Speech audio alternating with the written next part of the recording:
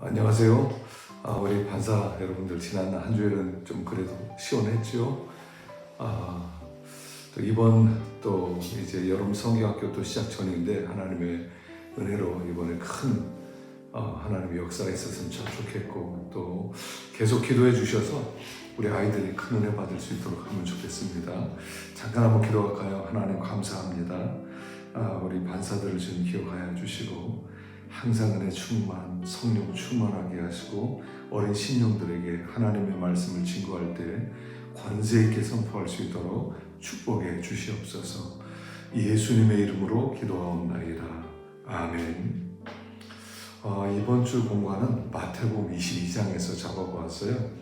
22장은 아는 것처럼 거기에 이제 시작은 혼인잔치 비유로 이렇게 시작하죠. 그래서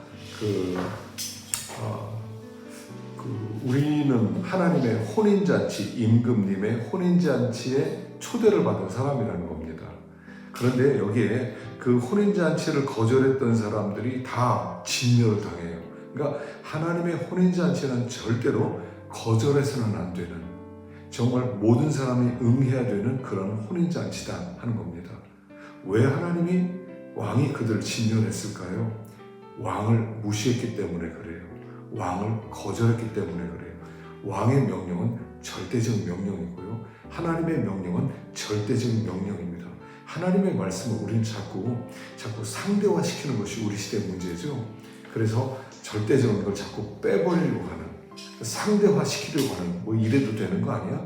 뭐 저래도 되는 거 아니야? 왜 꼭 그런 식으로 해야 돼? 그렇게 해서 인간의 마음 가운데는 하나님을 미워하는 마음이 있고 교만한 마음이 있기 때문에 우리 속에는 누구든지 그런 마음이 있어요. 그러나 이 혼인잔치에 거절했던 모든 사람은 하나님이 진멸하셨다 하는 것입니다.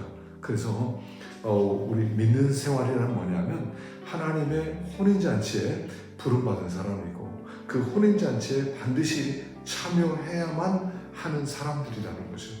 자, 그래서 여기 혼인잔치가 시작되었습니다. 그런데 왕이 손님들을 쭉 걸어보는데 마음이 흡족했어요. 근데 거기에 어떤 사람이 예복을 입지 않고 들어왔단 말입니다.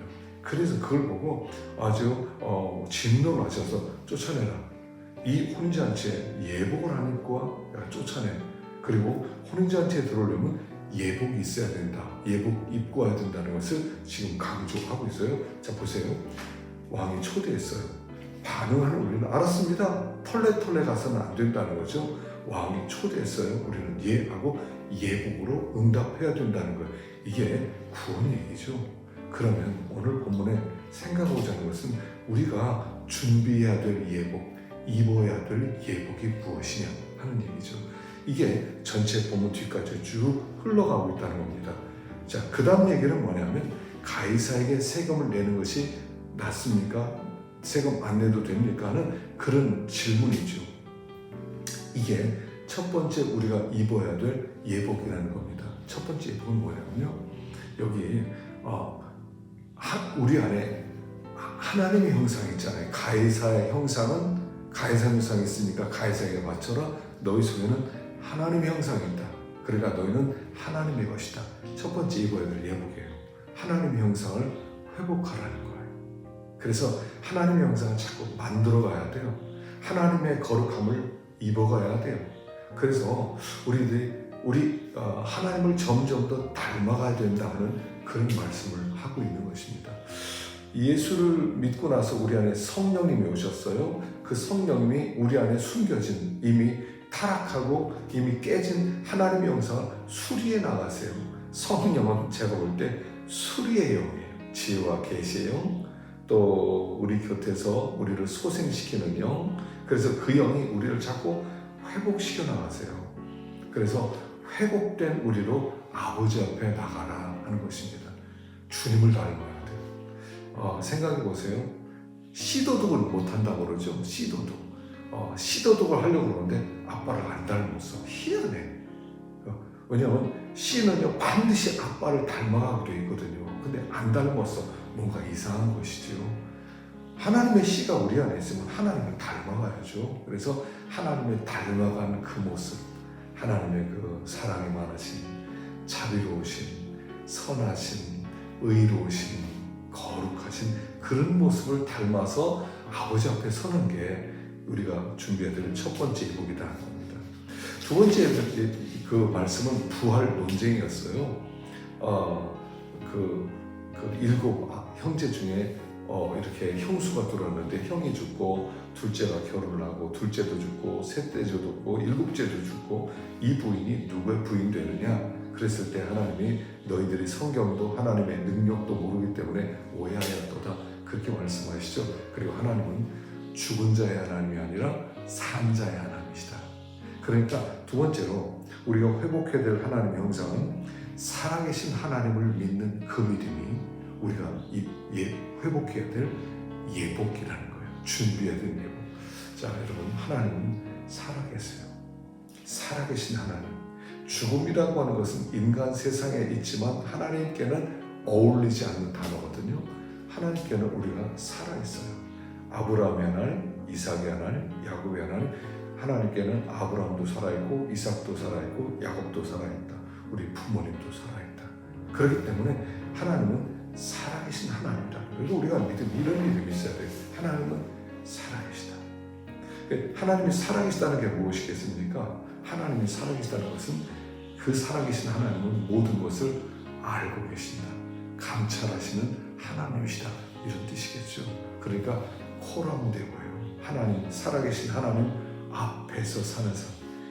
두렵고 떨림, 이게 경외죠. 그래서 우리가 입어야 되는 예복은 하나님을 경외하는 그런 믿음이라는 것입니다. 세 번째는 그 다음에 무슨 얘기가 나오냐면 어떤 계명이 큽니까? 이런 얘기가 나오죠. 그랬을 때 하나님은 주님이 마음을 다하고 힘을 다하고 뜻을 다해 주여 하나님을 사랑하고 내 이웃을 내 몸처럼 사랑이라. 세 번째로 입어야 될 예복이에요. 무슨 예복이라고요? 사랑 예복이라는 거예요. 하나님을 사랑하는, 또 이웃을 사랑하는 사랑이 예복의 핵심이라는 거예요. 우리가 입어야 될 예복. 그러니까 신자는 사랑이 있어야 돼요. 하나님을 사랑하는 것은 순종으로 표현되죠. 이웃을 사랑하는 것은 섬김으로 표현되죠. 그래서 우리가 그 혼인잔치에 참여할 예복의 핵심은 사랑이에요. 우리가 자꾸 사랑해야 됩니다. 참 마지막 때의 특징 중에 하나가 사랑이 식어지는 때라고 그랬죠. 자기밖에 모르는 시대, 나밖에 모르는 때, 우리 가족밖에 모르는. 근데 우리가 입어야 될 예복, 회복해야 될 예복은 하나님 앞에 사랑이에요. 주님 앞에 섰을 때 긍휼 없는 자에게는 긍휼 없는 심판이 있으리라 이렇게 말씀하셨죠. 사랑이 없어요. 근데 과연 그 앞에 설 수 있겠느냐는 거예요. 그래서 왜 이렇게 나는 사랑이 없을까? 사랑도요, 이렇게 길러야 되는 거예요. 사랑은 저절로 생기지 않아요. 하늘에서 떨어지지 않아요. 사랑도 훈련이고 사랑도 연습이에요. 사랑을 자꾸 하다 보면 사랑이 커질 거예요. 마치 지하수 관정을 팠는데 그 물을 자꾸 뽑아내면 거기에 점점 더 많은 물이 모이듯이 자꾸 사랑하다 보면 나도 모르는 사이에 더 많은 사랑이 나오게 된다 하는 것이죠. 그래서 주님 앞에 섰을 때 입어야 될 예복이 뭐냐? 사랑 예복이다. 사랑하는 주님이 얼굴 딱 보면 저는 그렇게 생각이 들어요. 주님 앞에 딱 보면 주님이 알 거예요. 너 내 자녀구나. 너 내 자녀 아닌데? 얼굴 보면 알지 않겠어요? 따뜻하고 부드럽고 긍휼이 있고 자비롭고 사랑이 넘치고 그게 우리가 입어야 될 예복이다 하는 겁니다. 그래서 이와 같은 때 우리가 더 많이 사랑하는 우리가 될 수 있기를 간절히 바랍니다. 이번 여름 성리학교 앞두고 우리 교사들 많이 수고하실 텐데 하여간 하나님의 능력을 받고요. 특별히 우리 각 부서마다 준비기도 많이 하는 걸로 알고 있는데 특별히 준비기도 더 많이 하세요. 우리 아이들이 은혜 받아야 돼요. 정말 아이들 은혜 받을 수 있도록 힘을 다해 주시기 바랍니다. 여러분들에게 우리 아이들의 미래가 달려있습니다. 기도하십시다. 하나님 감사합니다. 이번 주 공부를 축복하시고 우리 판사들이 주님 은혜 충만, 믿음 충만 우리들 먼저 하나님의 예복을 입고 혼인잔치 예복을 입고 세마포 예복을 입고 우리 자녀들에게, 우리 아이들에게 가르칠 수 있도록 축복해 주시옵소서. 성령께서 동행해 주시기를 간절히 바라옵고 예수님의 이름으로 기도하옵나이다. 아멘. 수고하셨습니다.